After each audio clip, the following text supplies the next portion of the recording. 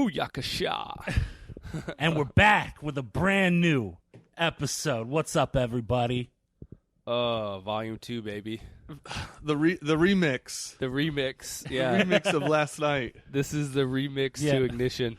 We Kobe'd the last one into the trash bin. Yeah, we had to. It got too hot. Hot. The block was hot, dude. Yeah, that's the reason. It was just way too much. There was too much fire for one ep. We had to cut it. It would have been too much bleeping out. Too much redaction. Too many names were dropped. Yeah, it was like the Pentagon Papers. We're gonna have to redact a lot. Yeah, that last episode, it was just all black Sharpie. That was it, you know? Just slow panned images over black Sharpie. It was a police report when they fuck up. What percentage of documentaries do you think is just straight panning over photos?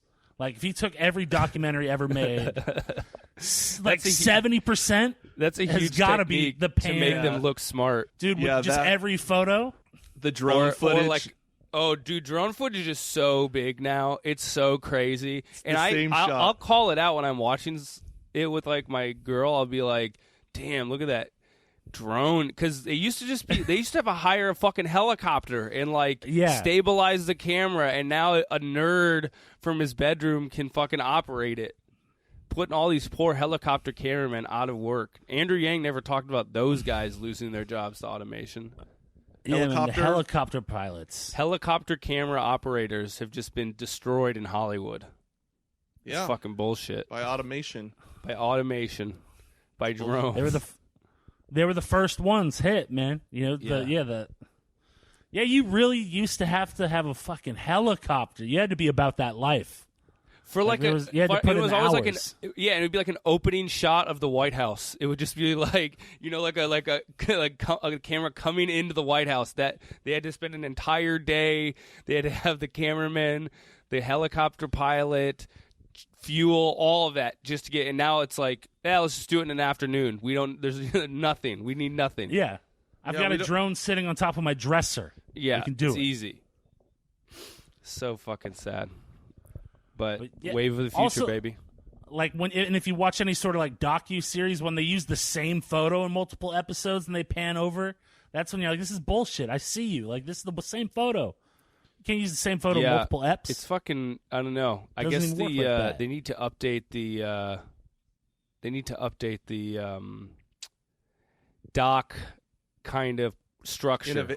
Someone needs to innovate the documentary genre. It needs to be like now that we have Zoom technology, you should be able to zoom in on a fast zoom on a photo. We're done with the pan over. We're into the deep zoom into the pixels. Yeah, picture within the picture. Netflix is on that ever since Making a Murderer, Netflix is just about that documentary life.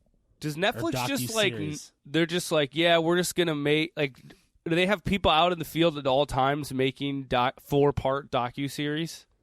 They have to. It has to be like an open commission. They're just constantly making this shit.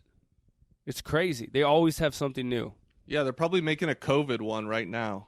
They already did make a COVID one. They did? COVID Explained, yeah. Oh, well, I mean like the behind the scenes, like... They're working on COVID 20 right now, man. It's going to be like 2K. Just drop it beautiful with upgrades. Just drone footage of the fucking virus spreading. Like it's only a matter of time before Netflix pulls season 5 McNulty and start a Netflix exec's going to kill someone to create content. That's a matter of time, right? Yeah, shots fired. There's no serial killers anymore, so you got to create new ones. The Netflix killer. Yeah, that will be a thing. Coming to viewers like you. I'm deciding right now if I'm gonna take a trip back to Minneapolis. Good time to go. Great time. You know, flights are cheap. Cheap flights in there. You know, there's can you be up from the airport, please? There's plenty of real estate available to invest in. A lot of shells of businesses and buildings that I'm thinking about investing in. Now explain to us what's going on in Minneapolis right now. I've been out of the news. There's a city rejuvenation. It's like a forest fire. There needs like a gentrification going on. There will be. No, that's the second wave. The first wave is the clearing. It's the scorched earth. And then it's the yeah, do you think a bunch of black-owned businesses are going to be moving into those? A bunch of banks are going to buy all those buildings, and then they're going to just be sandwich shops and fucking smoothies. And it's going to – all those neighborhoods will be remade to be much, much whiter. I've never been to Minneapolis, but what's the neighborhood that got – the neighborhood that got hit? The one that got the most damage is probably one of the most diverse parts of the city, and it won't be after that because it'll just be Wells Fargo will buy all the buildings and be like, yeah, I think this cheese shop needs to go in here instead. Is there an equivalent neighborhood in Portland? Like, what would you say, like, for someone that's never left Portland, what is It's tough. The main drag of it is called Lake Street, and it goes from kind of like one part of the city to the river, which turns into across the river, St. Paul. And the street, like you go like by like the 1 dozen blocks is like a lot of like African businesses because there's a lot of like Somali immigrants and there's a lot of like Kenyans, and then you keep going, it turns into like a lot of Latinos. So there's like a lot of like taco shops, and so it's this kind of like street that each like mile you go or so there's like kind of a different community that's set up, and a lot of those businesses were burned in the area that it was, so we'll see if they get to rebuild. So there isn't really like that equivalent in Portland at all, actually. It's just not really. Yeah, not really. Like the closest I think would be like out like east of 82nd, like where you got like strong, like it'll be like a lot of Russians, then a lot of like Vietnamese, like something like that would be the closest to anything in Portland. Definitely not in Portland proper, but out there. No, not in the Portland at all, for sure. Yeah. There's some parts like east of 82nd, you're going like there's some street signs in Russian, you're like, yo, what is up with this? It's crazy. Yeah. But so like I'm deciding A, if I'm gonna go, but B, like I'm deciding how I would get there.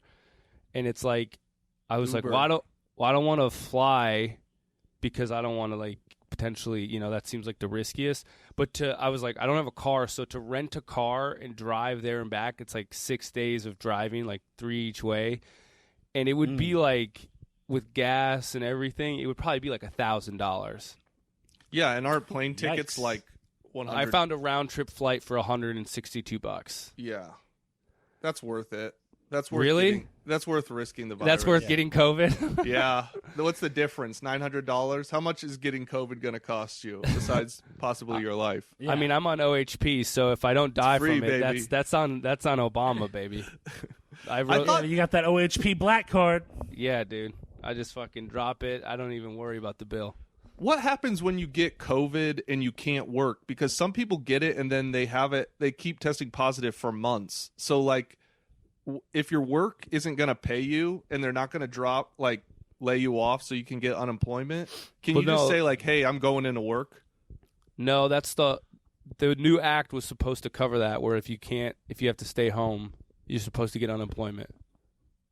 Yeah, and then a lot of companies will pay you for the 2 weeks. Like, at least that's something that's happened a lot in the state of Oregon. Just 2 weeks they pay you for? Yeah. Yeah, they get like, hey, you catch this deadly pandemic thing. We got you for 2 weeks, then you're good. Yeah.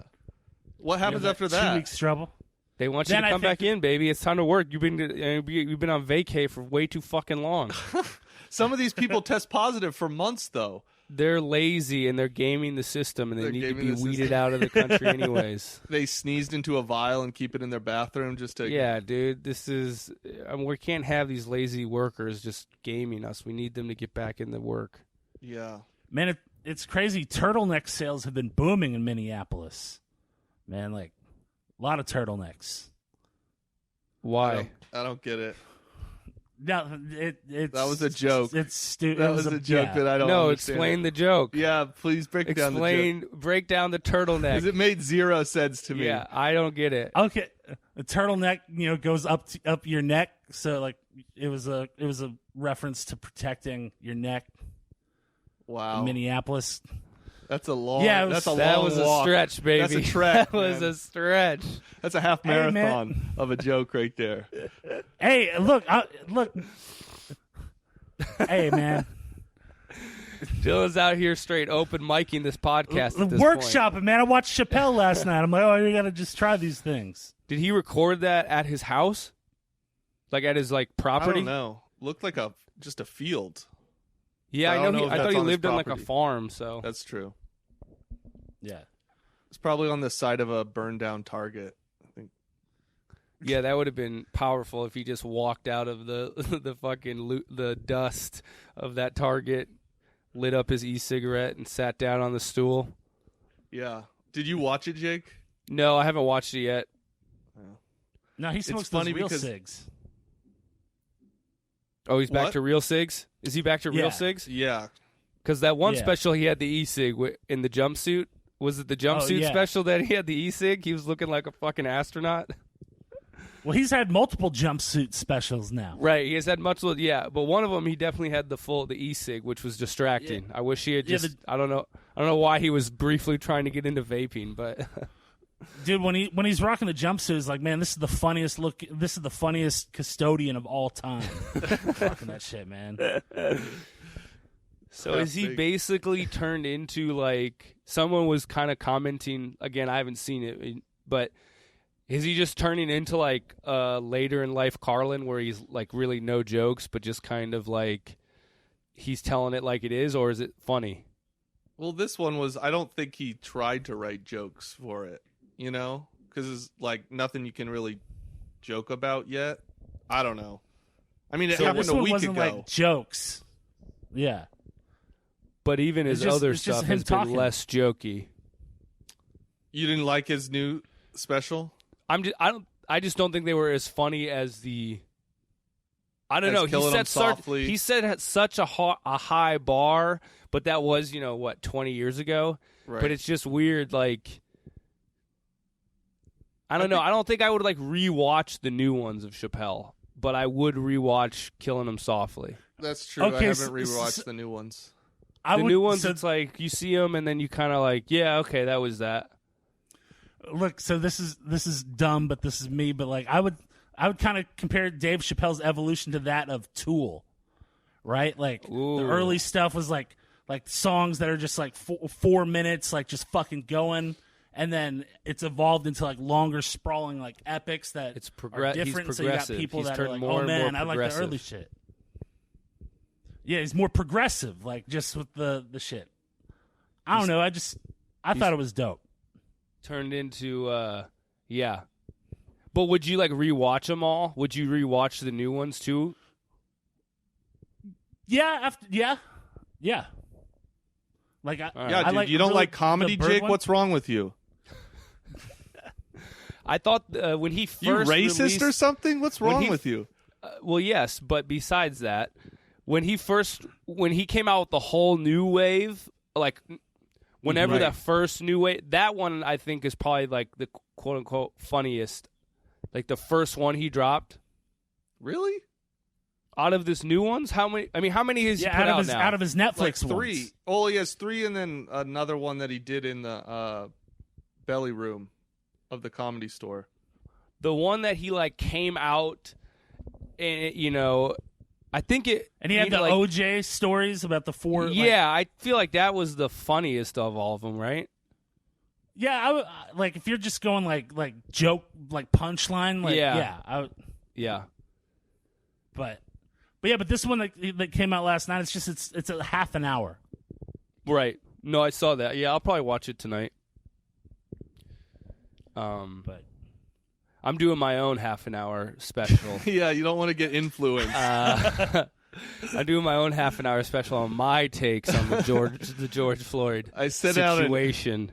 I sent out an invite on Nextdoor. I haven't got many bites yet. But mine is through Zoom, and it's produced by Zoom. So at 15 minutes, you'll get hacked by a bunch of child porn that will be put in there. Oh, brutal.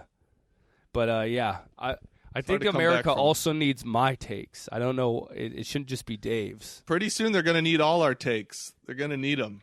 Yeah, the take well is getting dry, so we need to put ours out there. It is pretty. Wet. We need the ziggers and the zags. You know, so yeah. Who's going to be the first person to zag on George Floyd? When is Nick DiPaolo going to come out and say, "Look, he had a criminal background"? I guess Candace Owens is already doing that. Is she doing stand-up though? No, there's no stand-up. That's what I mean. Like, the only takes we have are from the news. So. Right. I definitely want it because, like, you think Louis gonna come out with one and try to play devil's advocate on that? No. No, like you'll have to pay $5 to see it. Yeah, Louis will be right from his website. He's not putting that out for free. Should we go to maybe Anthony Cumia's show to see? He's definitely zagging. He's been zagging. Yeah, he's zagged. He zagged hard. That dude's about that zag life. Yeah, he's got a concealed zag permit. Yeah, that motherfucker is zagging hard. Wait, is it he zigging? Keeps the zag on him. Zigging is the contrarian view. You zig when others zag. That's the saying. Yeah. I mean, I think you gotta have a little bit of zig in you, but if you're zigging so far that it's just like, what are we doing here? It's probably best to say zag in this situation. Yeah, you don't want to get confused. You don't want to be even the sound of the ig is triggering. But then I was trying to say zig like plural, multiple people who zig, and as I was starting to say that, I'm like, I'm just cut it off and zig. You're just. I don't need the second half of that next to it. That's too hot. The block's too hot. Yeah, from now on we say zaggers, and that's just how it is. That sounds like Dave they Chappelle's both. character. Yeah, really. When you pluralize Clayton either Bigsby. of them, You're sounding like Clayton Bigsby right there. Yeah. Zaggers is just the southern version of ziggers. Yeah. All right, man. But yeah, the take well, man. Okay, here. You know what? I've got a take. I don't like Wes Anderson's movies, man. I don't like them. Wow, strong take from Dylan over here. You're coming. You're just like, you know what? Enough of George Floyd. We need to get back to this color palette. Dude, I agree with you, Dylan. I wanted to put that out there. I'm tired. Like his movies are boring. Fucking yeah. I wanted to throw that out there. The backers, our fans, holler at me. Let me know if you agree or disagree. But yeah, no, those movies are boring. Just like a bunch of people having like it's like a bunch of people having like acute mental breakdowns in all of his movies. Like they're just like kind of like disturbed people, but they are always wearing bright ass colors. Bright colors, and then like, oh, I'm gonna go stand next to this person and all this shit. Like, who gives a fuck, man? Anyways, I just want to put that out there. Those are all like the colors of those FUBU jerseys without the 05 on it. It's just white FUBU right there. FUBU jerseys always came in the flashiest, like neon green. Like you never, I never just saw like a blue FUBU. It was always just like some off, weird ass color scheme that only. That was when you knew it was just like, dude, when white people started wearing those, it's like, dude, these colors do not go with our skin, man. Like, white dudes cannot pull off Ninja Turtle green. It's just not where we're at, okay? Yeah, man, we can't rock that baby blue, man. That powder, like that neon baby blue. It makes us the pink come out in too many hues. It's disgusting. I pulled off the Charlotte Hornets starter jacket in 3rd grade. See. Little kids can do that shit though. Also, the Charlotte Hornets starter jacket was by far the most popular starter. Maybe the Bulls, but other than that, like everyone had the Charlotte Hornets one. Like especially just as a kid, that Hornet looked dope. That was a good logo.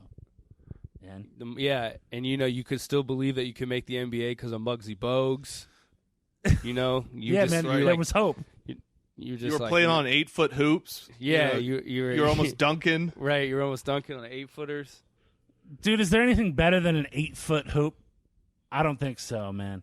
Like that was the shit. Yeah, when you're a kid. Now I've been shooting hoops down at the elementary school, and there is an 8-foot hoop there, and I try to dunk on it, or I did dunk on it. I can dunk on an 8-foot hoop. Thank God. Hell yeah, but, respect. Jesus Christ. it fucks up You're your about to get kicked off this pod. You're about to get kicked off this pod if you can't dunk on an 8-footer. It does take a little. You have to gather yourself though, because you got to get up the whole ball above the 8 foot. So that's you need some vertical. Yeah. Yeah, man. You Hey, need like 12 inches. You need 12 inches of vertical to put it down. Yeah, because it made things seem more attainable. And then like you could touch rim when you were in like the 6th grade or whatever the fuck. Like that was imagine being able, man, kids that could do that on a 10-foot hoop, man, like that would be the shit. Like if you could dunk in middle school, you like fuck going to class. I can dunk. Yeah, that's what a lot of them say and end up working at Burger King. A lot of those fucking Ball is Life tapes end up with present day Burger King workers. You ever go back? I don't know how much you follow like any of those like YouTube channels where they show high school highlights, but once in a while I'll look at like a kid's tape that I used to like and see where he's at, and it did not work out well for him. Was he like a top recruit? They all are. Any of those Ball of Life kids, they're like, they're like perennial McDonald's All-Americans, and a lot of them don't even like do that well in college, and then it's like maybe Euro Ball or Burger King really is the two chances, Euro, the EU or the BK, man. That's all that's happening for you. Either one, there's a king involved. Yeah. God damn, man. When I was in middle school, a buddy of mine's middle school team got destroyed like 114 to like 12. Like it was like a monumental beatdown. Like it was insane. We used to just rag on Willie Crooks for the next 3 years about that. And then I read this book about AAU basketball called Play Their Hearts Out. And one of the first chapters, it's like West Sylvan Middle School, 2002. It turns out it was fucking Kevin Love's team that beat my friend's ass. Like that's it was good. it was so crazy to read that in a book. Be like, oh shit! Like that was at least the person that destroyed his confidence went on to become an NBA player. And subsequent mental health issues and breakdowns all over NBA courts across America. Yeah, I wonder how Kevin Love's holding up. How are you gonna be like, oh man, I don't feel good when you beat a team 114-7? God damn. Yeah, that just shows that depression is real. Really real. I played against one guy in high school who ended up in the NBA, but he didn't have much. He was in. It was like one of those. He was like a big white dude who made the NBA and was around. He like kicked around a bunch of teams, but he never fucking played. I forget. Cole Aldrich was his name. Oh yeah, he went to Kansas. Cole Aldrich went to Kansas, and then he was from big white dude. Yeah, but we played his team in high school when he was like I was a senior and he was like a sophomore. I mean, he was a couple years younger than us, but huge. I mean, it's crazy to see an NBA dude in high school because it's just like it's not. They're not really the same. I mean, especially a big man. I guess is really like he was like 6'10", and our tallest dude might have been 6'5" or 6'6", like because high school big men are not that big.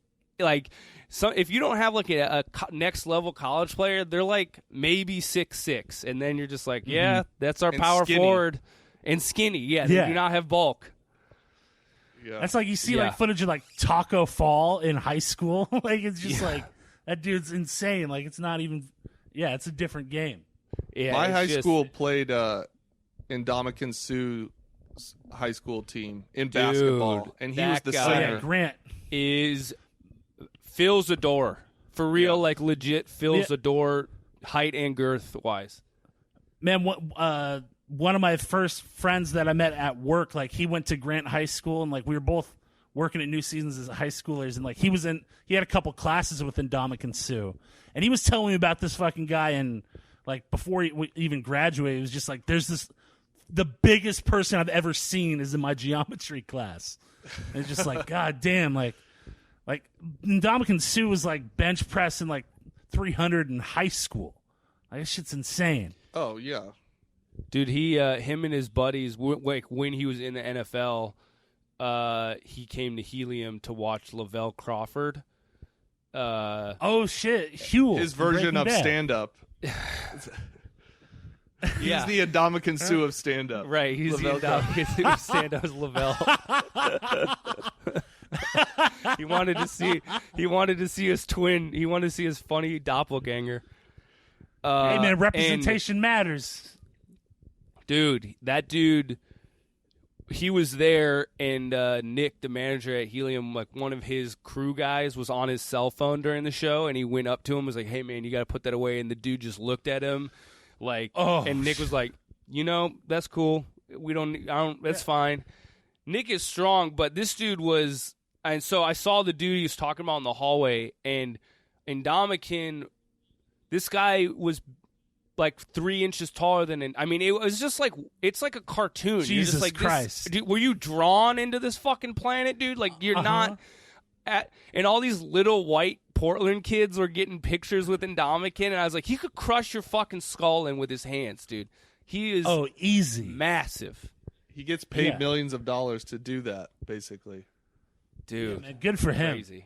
Dirty player or not, man. Yeah. Hey, what do you got to do, man? Shout out Portland native, man. Dude, someone that big. Though, I had a girl I dated once. We were watching like a football game, and she was like, some dude got a sack, and he was just like doing his fucking celebration. She was like, "Oh, so much testosterone." I was like, thank God that's in the league, dude. Like, what do you want, that guy just out on the street taking it out on you and me? Look at how, thank God he's fucking hitting somebody. Yeah, thank God for all these like sports that allow these dudes to go out there and unleash that shit, man. Oh my God, dude, can you imagine a guy like Ndamukong? Like, that's who should be the warlord of the Chaz. I would be like, I guess you deserve it. I guess you deserve to like own a people as big as you are. You should just be able to fucking subjugate somebody. Yeah, if fucking JJ Watt comes up to you and demands your fucking oat milk milkshake, you're giving it to him. I'm just that's like, happening. Yes, sir. I'll kiss you and your brother's feet, man. The whole Watt family. Yeah, man. You think, and then like families, just everyone's like huge in the family. It's crazy. Fucking big country out there. Yeah, big country.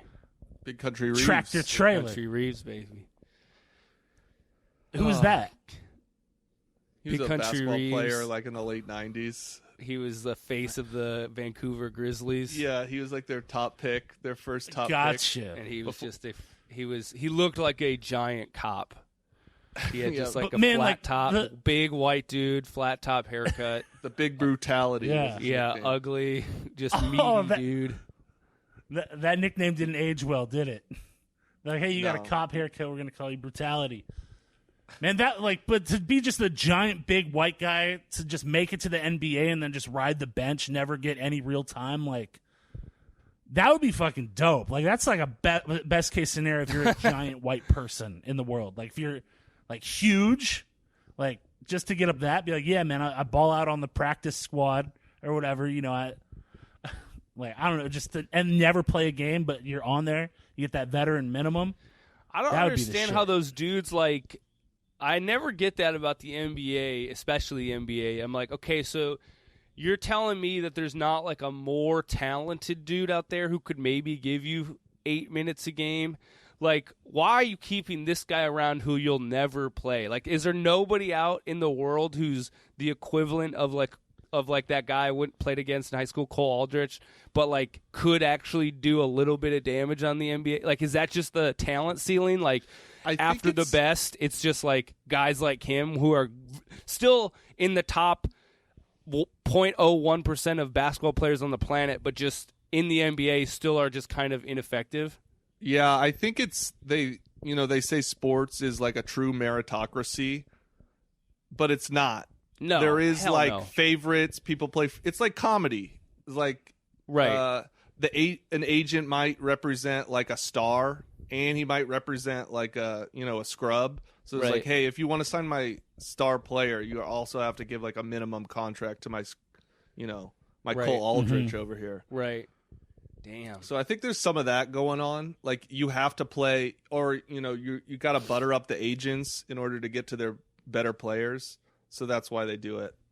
And, it's probably also just personality. Maybe Cole Aldrich was a nice dude to just have around the locker room, and another guy who's a little bit better is kind of a douche or something. Well, and Cole Aldrich, I think he was like a pretty high pick. Like he got picked in the first round. So if you get picked in the first round, the team's going to keep you for your whole rookie contract. And that's like 4 to 5 years. Yeah, but Cole Aldrich, I remember seeing him 10 years into the league and couldn't believe he was still around. He was just like, there's a few of these guys who get to like latch on to the NBA and they just kind of ride the bench for multiple organizations. And you're like, how are you doing this? Is there no young, Good hang, man. He's like Paul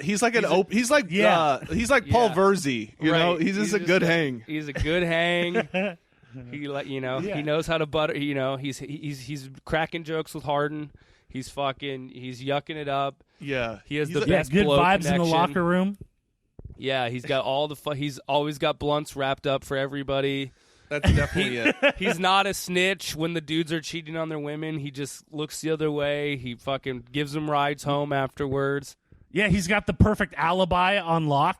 Like every city knows like the best restaurants in each town. Like just low key spots. Like he's basically just like a good Yelp. He's TripAdvisor for the crew. He's just like, I got everything on lock. You're not gonna have to worry. Just please get me the veteran minimum next year. Just say you want me around. Just a solid wingman in the club. Like he knows he's not the star. He's not going to go after the bet. He's going to take it for the team. But he's like a lighthouse because he's tall as fucking white. So in a club, people are just going to be like, dude, that's an NBA player. Yeah, exactly. He's the North Star by which everyone navigates the waters, man. Designated driving ass, just like chill, just happy to be there.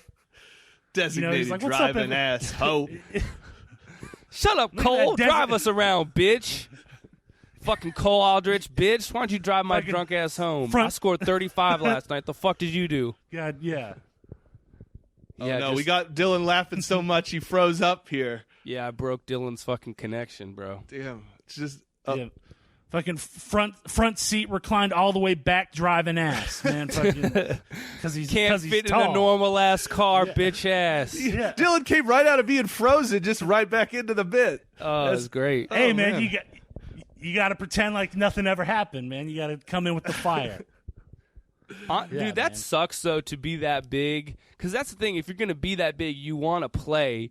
Because like a normal guy, if he's 6'6", he can live a normal life, still have money, but not be a freak. I would not want to be 6'10", 6'11", just out there after NBA. You just can't keep the weight off. A lot of those guys fucking blow up. They're bloated and shit. You're just hitting your head on everything, right? Like no doorway is acceptable for you. Like you got to have a strong forehead.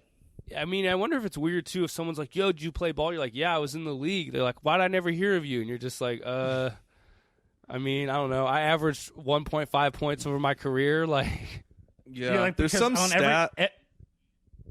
You're like on every team I was on, there were.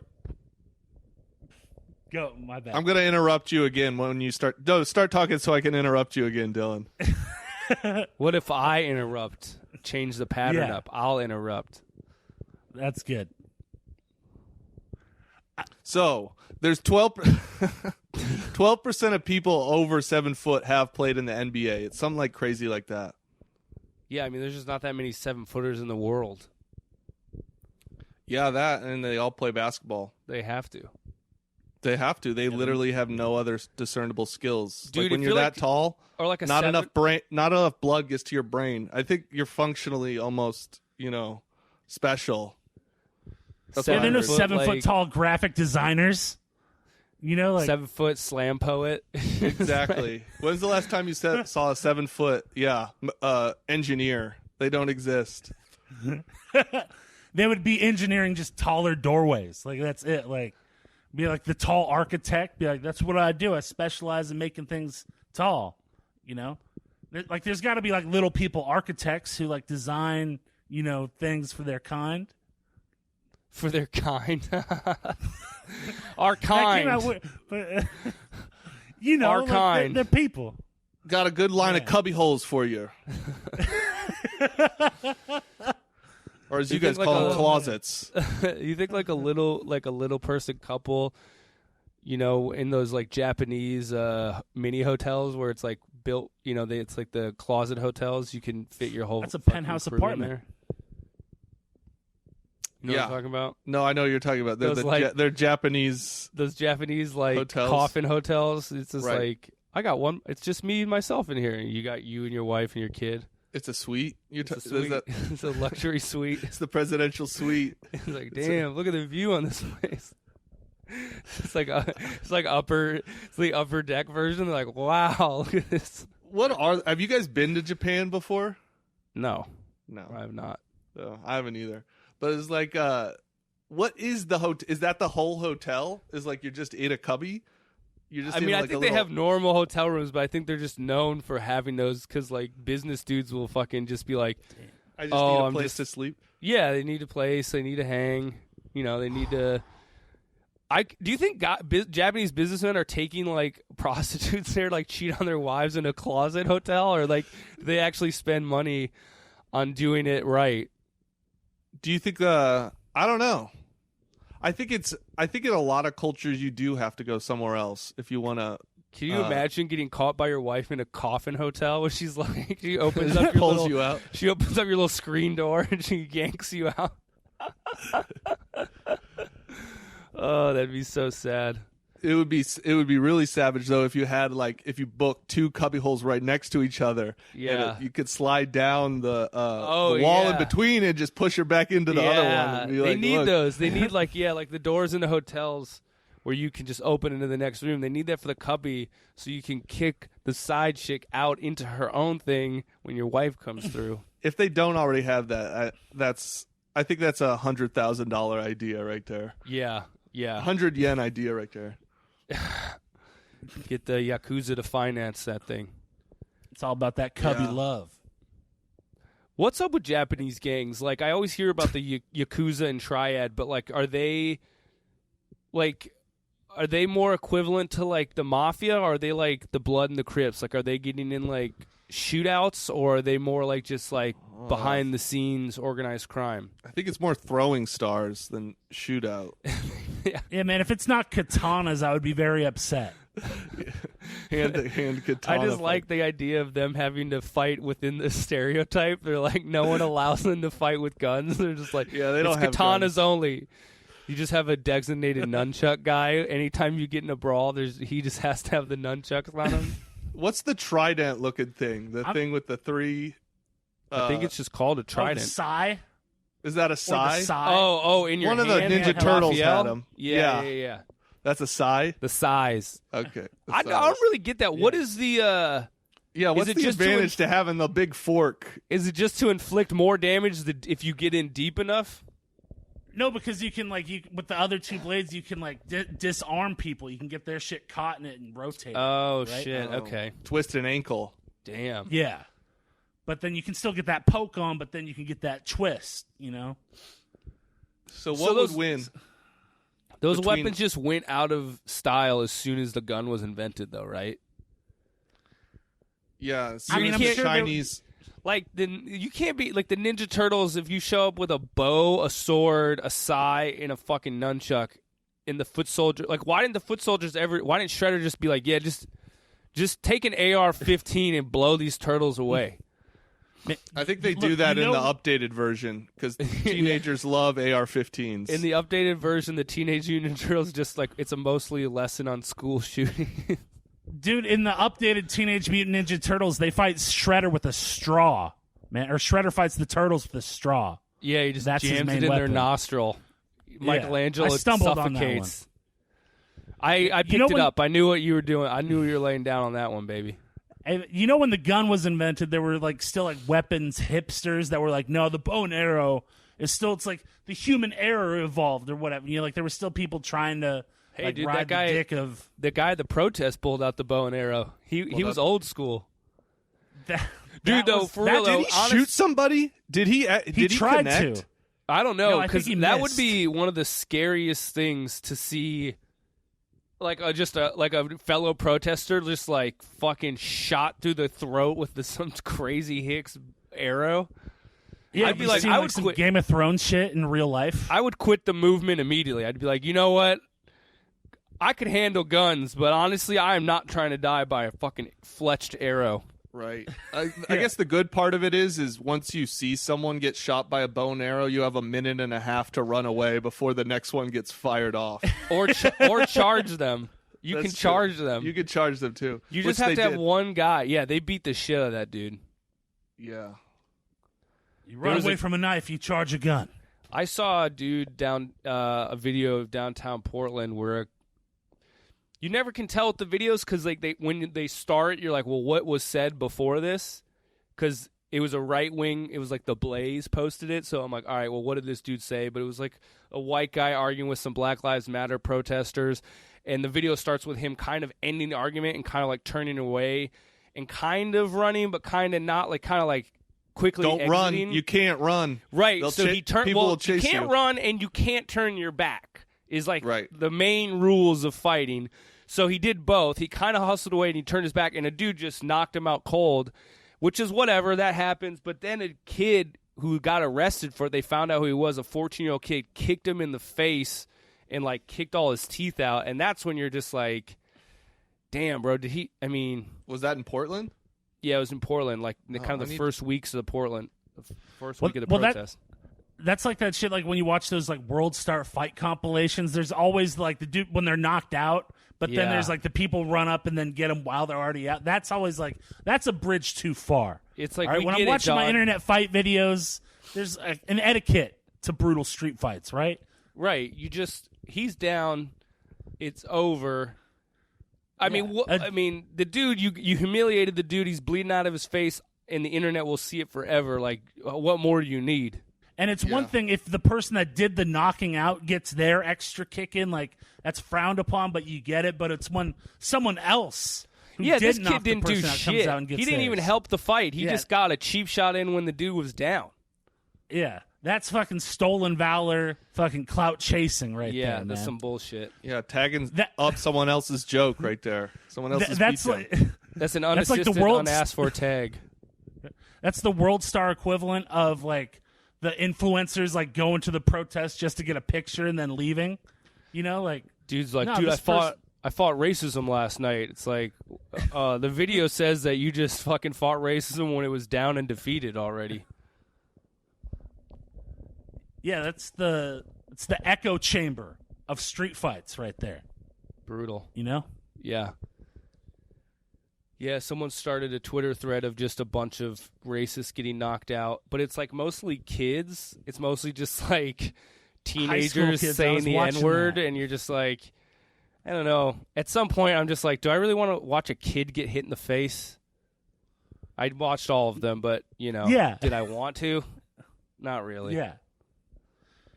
Man, it's weird. Like, I follow World Star on Instagram, and like they've diversified their it's not just fights and booty anymore. It's like they'll have like random shit, and I'm like, man, damn, World Star, you've changed. You know? I like the idea that World Star had to diversify. It's like, diversity includes World Star. We need a bunch of... Yeah. Did World Star do the black square for Black Lives Matter? Oh, I don't know. They better. I don't know. They had to they had to take it down immediately since it was ruining the movement. The black square? Yeah, Are people against the black square? They were immediately against it. Well, yeah, because they just thought it was a cop-out from big businesses, or... No, it was like supposedly moving the hashtag down in the algorithm because anybody searching for Black Lives Matter would just see 1 million black squares. Oh, and what are you supposed to see when you search for Black Lives Matter? Vital information on Instagram. Yeah. The app that's known for vital info. Yeah. World-changing information about a social movement. Oh, I didn't know that. So people were mad that people were hashtagging the black square? It literally was like within hours, all these white people had to take it down. And all these black people were like, quit doing this. It's ruining it. Remember at Standing Rock when everyone tagged themselves as being at Standing Rock? Oh, that's right. There was no backlash to that. Well, they were literally freezing to death and probably didn't have internet service. They had no idea what was going on. Yeah.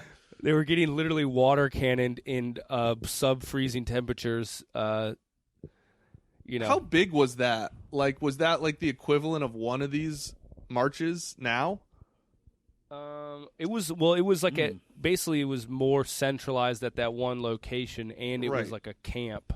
Oh, yeah.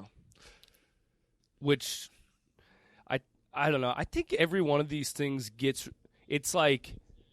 it's a catch-22. You need people to make one of these movements, but the movements are always ruined by people. So, well, there's always going to be bad actors, like there's just undercover cops. There's going to be bad actors. There's going to be undercover cops. There's going to be people who are like well-intentioned, but actually just kind of make it about themselves and like get in the way. There's going to be a dude when the people are trying to organize, like, what should we do? Who just throws the bottle and then the cops shoot it. Like, there's too many variables to get these things like on the same page. Yeah, there's right now models in Portland, marching in the streets. There's hoes. Yeah, there's actors. That's crazy. So I don't get what happened there. Tell that story real quick. Oh, with the Black Panthers in Atlanta? The fake Black Panthers in Atlanta. So I guess it came out, they showed up with guns. I wonder if they were real guns. I think they were props is what they were saying. I think they were studio props. Oh, I see. There was a thing on Twitter this guy was investigating. He was trying to see, because I guess there's multiple Black Panther groups in Atlanta.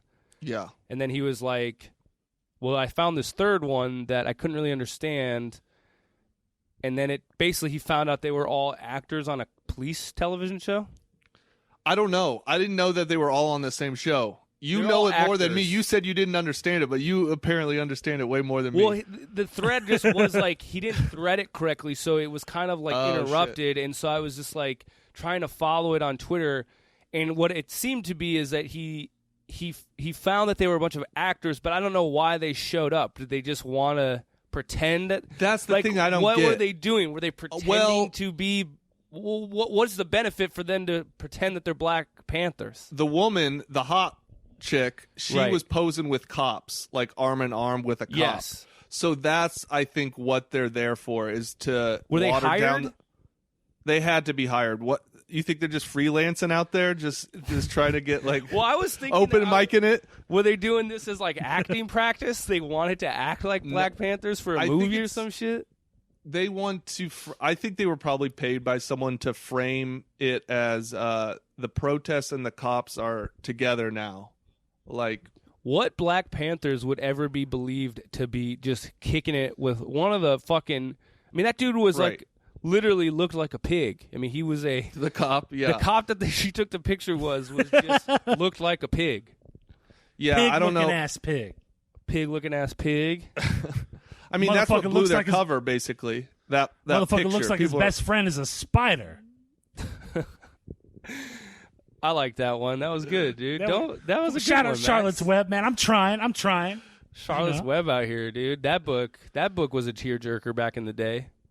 I never read the book, man, but I watched the movie, dog. The cartoon was just like, damn, so Charlotte's dead, y'all. That movie made pancakes look really good, I'm not going to lie. Yeah, breakfast in that movie was dope, dude. They had the perfect square of butter with the syrup dropping over the stacks, bro. I've never had breakfast that looks that good as Charlotte's Cartoon Web. breakfast, for sure, is always delish. They always nail the cartoon breakfast. Yeah, it's impossible to make that at home.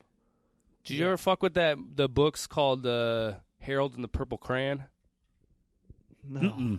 No? It was like kids' books. No. That's some Minneapolis shit. That is some racist cop Minneapolis bullshit. Yeah, that's part of the some problem. Lake Street shit. That's some Lake Street shit. Dude, Dylan had some scary times on Lake Street, man. Dylan was is that the street you walked down, Dylan? Yeah, dude. Dylan was nervous. Oh. Literally that area that Dylan had to walk from the bar to where he was staying, is like the epicenter of where all that shit got burned and shit. Oh.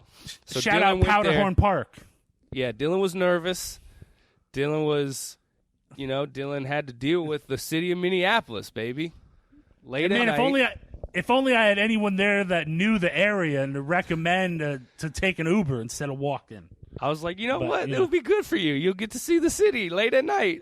Was Jake mad? Is that why he didn't? Why didn't you tell him he should take an Uber? I think I was confused on exactly where he was walking because we were in a part that isn't that weird to walk. I thought he was closer, but the next day when he told me like all the shit he's seen and all the nerve-wracking crazy people out there at 1 a.m., I was like, oh, you had to walk that far? Yeah, you definitely should have taken an Uber, my man. That shit was, man, I'd never been hit up for cigarettes more in my life, man. It was crazy. I'd never heard the term square for a cigarette. Yeah. Let me get a square, baby. I mean, I only said, Google says it's just a quick 45-minute walk this way. But yeah, like, so that's why I like seeing all this stuff. Dog. I'm like, oh shit, I live there. Yeah, man. Shout out to comedy festivals that probably have too many showcases than they should, right? Like, you don't need 4 shows in a night; just do 2. Comedy festivals are dead, man. Those aren't coming back. Did you see the thing that Seth sent us? No. The Zoom Fest? Oh, yeah, there's a Zoom comedy festival. They're getting that right in under the wire. Real comedy's back in most of the country. Yeah, I don't understand these Zoom things that are still even happening. Like, what is... Well, yeah, it's shocking that, There's going to be Zoom shows. Can you imagine being an audience member paying to attend a Zoom comedy festival? No, not in the darkest recesses of COVID lockdown would I have paid to watch a Zoom comedy show. I think Seth said he almost did. Paid to watch one? Yeah, paid to watch that roast battle. Oh. The helium roast battle. Yeah. Did they ever finish that? Or did that just fizzle out? Minneapolis won. Oh. Minneapolis beat Seattle. That's what it was like winning the championship. They just went crazy. They went crazy, and then because of the loss, Seattle had to set up the Chaz due to the brutal loss of that competition. Minneapolis won that nationwide helium roast, and they're like, man, everything Minneapolis is coming up Millhouse. It's a good time to be in the Twin Cities represent. Everything is good. That win for Minneapolis was the peak of that city for 2020. Yeah, that was the highlight. That was the highlight. Man, one of the tickets paid for the Minneapolis roast apparently was the counterfeit $20 bill that ended up making its way to get in. No, the block is hot. Yeah. Hey man, remember when I made that Charlotte's Web? We've had the turtlenecks. We've had Charlotte's Web. We've had, we're golden, baby. Oh, man. Dude. But, yeah, open mics are back. Tacoma had their open mic on Wednesday. But they're still Zoom shows. Catching coronavirus at an open mic would be the worst way to catch it. I think that's how it started to spread in the first place. Either performing or can you imagine telling your wife that you went out with the boys and you caught COVID because you watched the Tacoma Comedy Club open mic? As an audience member? As an audience member. Like your wife is intubated and she's like, I've been locked down for 2 weeks. How did I get this? You're like, I snuck out after you went to bed early on Wednesday night and I went to the Tacoma Comedy Club and boy, I saw all COVID takes, and now you have it. It's crazy. Yeah. I always thought I'd be good at stand-up. I just wanted to check it out. I just wanted to research it. I was too scared to put my name in the hat, but now I'll have a dead wife to talk about on stage for years. It's going to be great. You go to the sign-up, you do your first open mic, and you get coronavirus. Man, that is comedy right there.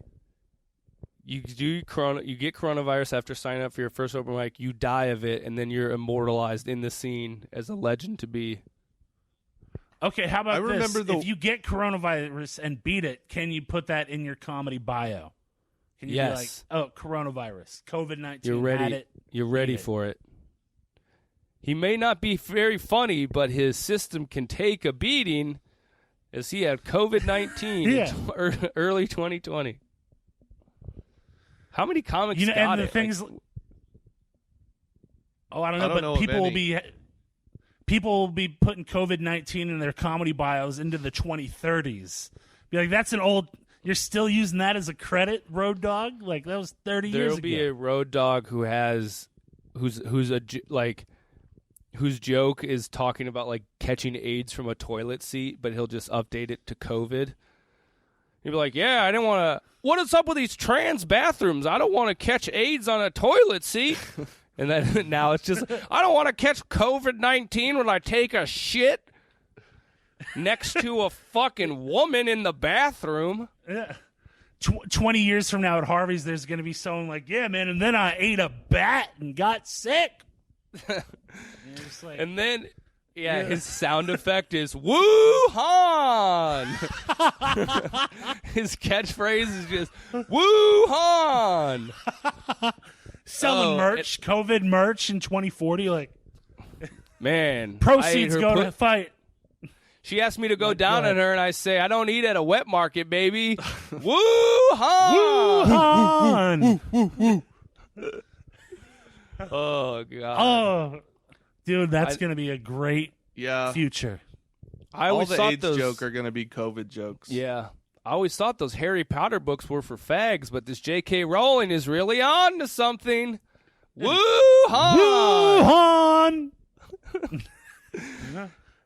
It's actually probably a call and response. It's like, when I say woo, you say han. You say han. Woo, han, woo, han. That story is dead. Where it came from, that story is completely dead. No one cares. People care. They're just never gonna. They're never gonna write about it. Look again. into it, or they probably know. They just don't care. I was trying to explain to my wife the whole J.K. Rowling thing. Yeah, explain it to me because I still don't understand it. I don't understand it, but I was trying to explain it for quite a while. It's like she's a TERF. She is a TERF because she believes that trans women should not be than biologically born women. But she all got mad originally because there's this article that instead of saying women, said people who menstruate. So she was like, "Oh, you just mean women, right?" And then people are like, "No, there are women who do not menstruate, and there are men who menstruate." That's the thing. But that's the thing that I didn't get is like, by trying to be totally inclusive of, isn't that like less inclusive? Saying women who are people who menstruate is less inclusive than just saying women. Like, because the whole part of the article was like, COVID is affecting women differently than men, or women in the health industry. I don't know. Does your wife understand this type of shit? Like, does she do they have these types of discussions over in Colombia? Like, No. what is her understanding of like woke stuff? Like, I want to know though. Like, when does she what's her take on shit like this? When she hears something, she doesn't have a safe take on this. It's not a good take. You don't want to out your wife. It's a nuanced take. It's a very nuanced take on all of this. Your wife, is she Trump? No, well, she can't vote. Thank God. Thank God. I want to keep it that way. No, I don't know. Between Trump and Biden, I don't know who she'd vote for. I don't know. So when you tell her about this, she says some things that are very funny but not appropriate to say. Yeah. I mean, look, I play the role of the educator. That's what white people have to do at these times is educate the colonizer.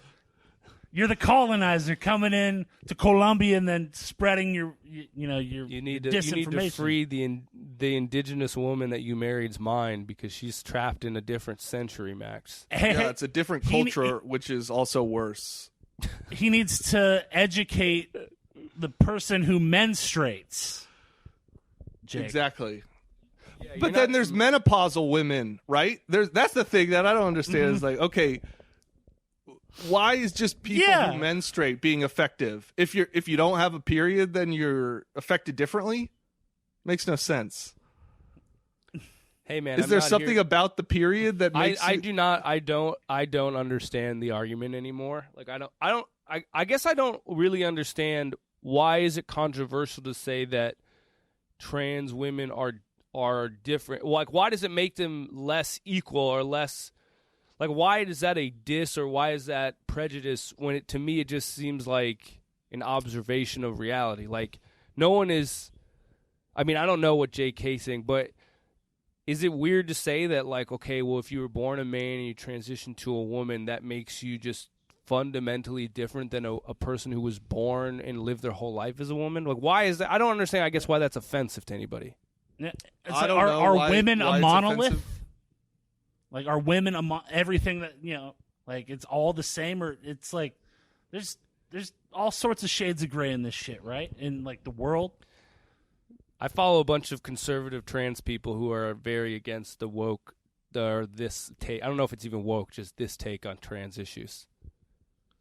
There's no because now it's just like there's biological sex is a that's like under construct. Debate, right? Which I mean, I'm way out of my element here. I have no fucking idea, but I feel like a lot of people are just like, yeah, I don't know anymore. I'm kind of the argument has passed even what I like care to really read about at this point.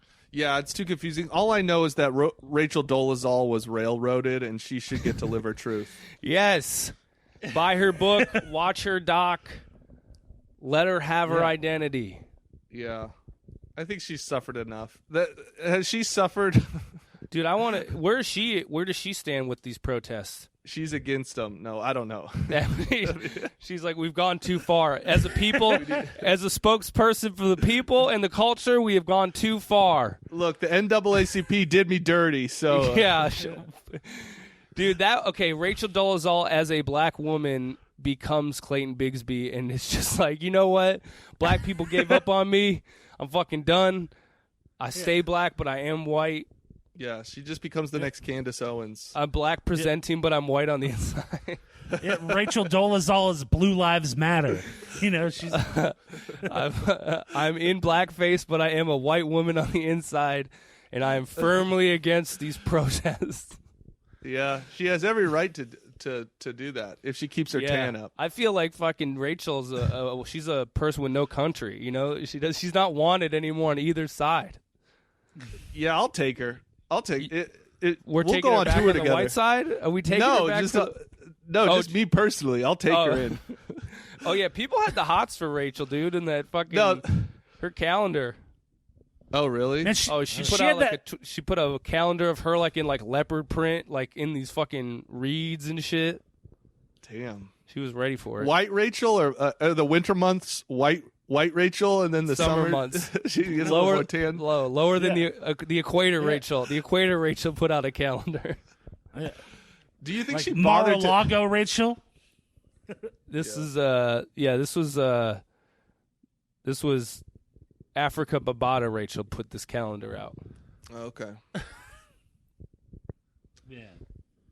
But you can see Rachel Dolezal in like the vitamin section of a natural grocery store. Like looking like Rachel Dolezal complaining about the Band-Aids not having her shade. She's confusing melatonin for melanin. She's like, bitch, just shade yourself a different color then. You don't like the Band-Aids have not included my people. It's like, you're one of a kind. You're literally, your tan changes. Your color changes constantly. She's buying melatonin. She's like, this isn't making me darker. Like, that's melanin, bitch. It's a different thing. We don't have melanin pills, lady. Yeah, we tried. Melanin is the shit that makes you go to sleep? Melatonin. Is that melatonin? Melatonin.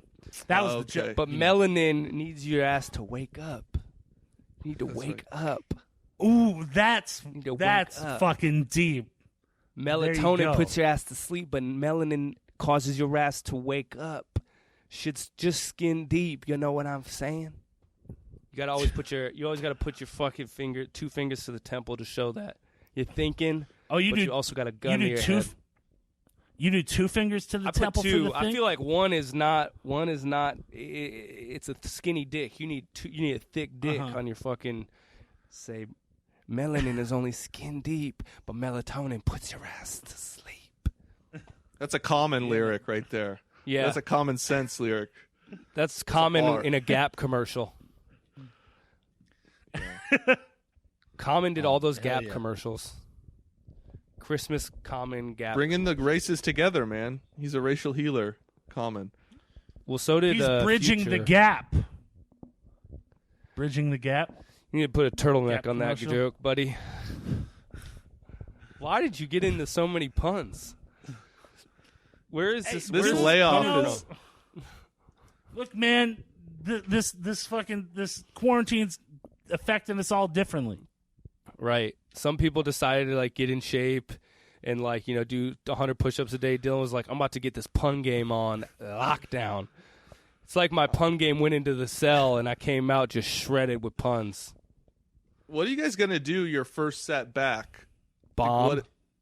Like besides bomb? Bomb hard. I don't even remember what jokes I used to tell. I'm gonna be like, yo, isn't it crazy that we're like gonna die out here because we're still breathing in COVID? COVID jokes are done. They're old. You know what I mean? It's like, yeah, you gotta have protest jokes. You gotta have protest jokes. You gotta have Trump jokes. Election jokes are gonna be hot. Oh no, man! I got a Bernie Sanders joke that's just been waiting. I've had it in the rotation. I got a 2024 Bernie joke that I'm waiting to fucking pull out of my ass the next time he runs. Mitt Romney. Mitt Romney is he's relevant again, so I got my Mitt Romney jokes. Yeah, I'm gonna dust off the Mitt jokes. We got the Obama. Obama's kind of back in the game. We can throw some Obama impressions in the mix. Oh, shit's out there, baby. Man. Yeah. I can dust off the old Trump impersonation. Yep. Talk about how he's a dumb orange Cheeto head. I mean, why do we have an orange for a president? Why did we have a man who looks like, remember that fucking slam poem I sent you guys? Like a man who bathes in Cheeto dust, turning little girls into products. Man. Whose hair might not be real because I am a ferocious woman. Hell yeah. I'm going to make the dude version of that. Yeah. Who would be your celebrity that would be really into you? It would be somewhat problematic. Scott Baio. Scott Baio. Like, you know what? This man... Would my poem be pro-Trump? Or am I doing I'd have to do a, when I see this great leader who looks like he's been bathed in the light of God, I had to say, I am a pussy-grabbing man. That's right. Jeremy Piven's retweeting you? Yeah, that's who it would be. That's who would be your hype man, Jeremy Piven. Yeah. He'd be all coked out in the back. Yeah. And I saw this dude at an open mic that was attended. It was an alt-right open mic, and I just saw this guy's. I thought it was funny how Ashley Judd didn't invite that girl to do the poem. She just recited the poem herself. Oh yeah, you can't let anyone else get your shine, man. Yeah, I mean, you gotta let me do my shit here at the Women's March, Ashley Judd. Yeah, don't you think like in these times, these post-racial times, someone would shout her down? That white girl. Why did no one shout her down for just totally appropriating a black voice? You could tell in the room it was ready, but it was just like, fuck. She's like saying good shit about women, but she's right. Because when she did the interview, she's like, so I just really love poetry. It's just been a big thing for me in my life. It's just a great self-expression. And then when she gets on the mic, she's like, so the thing is that when I see a man who's like, what the fuck, I gotta be like, yo, I'm from the block. And without us women, beautiful women of color, gotta be saying that, we ain't gonna be taken anymore. Thank you. That is my poem. Ashley Judd doing black voice instead of black face. That would be the next thing.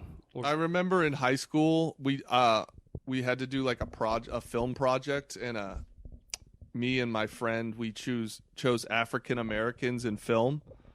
So we watched Mammy. No, we did Al Shaft. And no, we did Shaft. We did Boys in the Hood and Do the Right Thing. But then to present it, you had to have a gimmick. Like you had to have a gimmick. Is this your blackface? I did not do blackface, but I did play a cop. I was a cop, and my friend was a criminal. And he did a black voice for the whole presentation. And it fucking killed. The teacher loved it. It was like she made us do it in front of like another class too. She liked it so much. Like her other She class. booked you on tour. She booked you on a tour of we the got school. booked off that. Looking back, it was, oh my God, it was so embarrassing. So you were like explaining black people in film, and you decided that the gimmick to best explain black people in film was to have a white cop and a quasi-white criminal. It was a white criminal doing a black voice in front of 30 other white kids in Corvallis, Oregon. Thank God there was not a black person in the class. Yeah, that's one of those moments where you're glad that there's no racial diversity in Corvallis, because it would have ruined that kid's life. Like, thank God this is an all-white town, because, yeah, damn. What up, cuz? I'm a criminal. That was it. That was it. Did he have a do-rag on? No, we didn't dress up at all. There was no production value. We were holding the scripts of paper. In my culture, this is called a do-rag. It gives us waves. Yo, man, why you stepping to me? Yo, the only do-rags that are sold in Corvallis are on campus. Like, you're not finding. You have to be on. Max OSU had to campus. go and steal one from one of an OSU football player for the prop. Yeah, no, we didn't even dress up. That would have made it 10 times worse. But now I know. Now I know better from learning from other white people about. You've been educated. Yeah. Ocho Cinco still has do-rags in Corvallis that he over-ordered. Like, when a comic, like, over-orders merch or whatever, and so there's still, like, a box of it left. Like, it's just sitting out, baby. Well, this was fun. This is a blast. Blast, dude. Blast from the past. Blast from yesterday. Max is getting canceled. No, that happened like 15 years ago. I'm good. I'm skating free. There's no documented evidence that it ever happened. yeah, There is now. yeah. There's no tweet. This is just no photo. Yeah. This is all hypothetical. This is theater. Yeah. And I don't have parents. You know? They're going to bankroll my... We need motherfucking role models. You have a wife of color, too, that's going to get you skating by. Max I don't know how... It's funny. I feel like the scene doesn't view Max as woke because he doesn't talk and act woke, but Max is like the wokest dude I know. Oh, thank you. He's worked for all these progressive causes. He has, you were out there canvassing for years, man. You got not gay, Jake. Don't... I was going to talk about your brother, but I actually don't know if that's okay. I don't. No, yeah, that's fine. His brother's My brother is gay. His brother's gay. He's got a Colombian wife. The man is out here, and just because his jokes are a little un-PC on stage, people think that he's a fucking white supremacist. Wait, who says I'm a white supremacist? Dude, you don't even want to know. It's been said. The word on the street is that you prefer light-skinned people. Damn, all the Asians are calling me a white supremacist. That's fucked up, Asian it's people. Tough. It's tough. Oh. Man, there's a rumor baby. that you got a giant like SS back piece tattoo. That's the rumor I heard. That you make your Colombian wife oil every night. Yeah. Well, it's tough, man. What happens in the home is between a man and his wife, so it's actually none of your business. It's the least Amen, thing. brother. Do you do racial role play, and is that chill? Yeah, I play a white guy most of the time. You do a little conquistador role play. Like you you're do a drug Spanish buyer accent. you're like going to Colombia to get a Coke Connect, and you got to broker the and then, deal. like, yeah. And you see the girl, she's like packaging it up, and you're like, what does she cost? And he's like, I'll throw her in if you buy an extra kilo. We do want taking her back to the U.S. I've been rewatching Breaking Bad, so I actually have my wife play Gus Fring, and I play Walter White. Oh, nice. She's like offended mostly because she's a Colombian and he's Chilean. Is he? Yeah. He's well, Chilean. South American, close enough. They're all the same down there to me. There's no wait. Are there Chilean drug dealers? No, he is Chilean. Course. I mean, he ends up making up. He ends up in Mexico in the show, but he's Chilean. Oh yeah. He's actually the thing about that is that actor is Italian. Oh, he is. Yeah, and they didn't get a real. He's Chilean. Rachel Dolezal in it. He is 100%. He is. He's an Italian dude. He's like full bred Italian, but he gets to play a Chilean. Man, that dude, he killed Malcolm X, man. So Walter White was just getting his revenge, you know? Yeah.